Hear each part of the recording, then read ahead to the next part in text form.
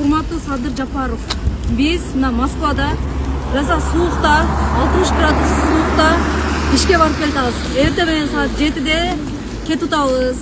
Бизге сураныч, үй беришиңизди суранабыз. Үй алайын деп иштеп жүрөбүз ушу Москвада. Мен мат одиночкамын. Баламды багып жүрөм мындай суукта. Шапкам дагы жок.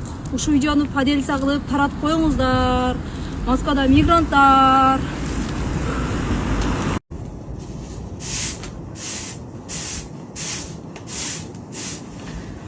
Короче, Садыр Нуркожоевич акага өткөндө кайрылган элем үй боюнча.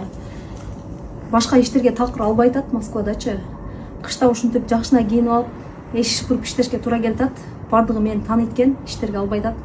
Ушу бир үй берип койсоңуз эле ушу Москвадан эшик шыпырып иштебей кетет элем да, Садыр ака.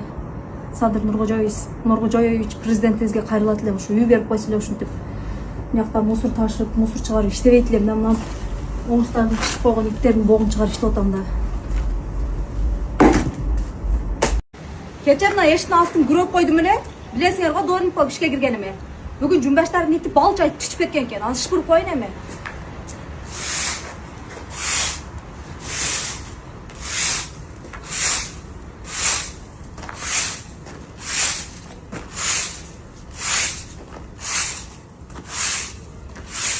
Сен таза болсоң, мен таза болсом, коом таза болот, Таирова таза болот деп эшиктин астын таза карайм да мен. Короче, Москвада 3 метр кар жаап койгон экен, ошону күрөгөнү чыктым.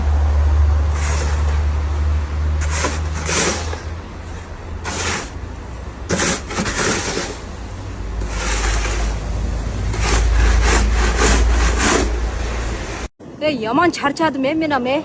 Мен да бир эс алайынчы. Да уктап, негатив комментарий жазып бербегилечи. Бир аз мындай уктап эс алып алайын.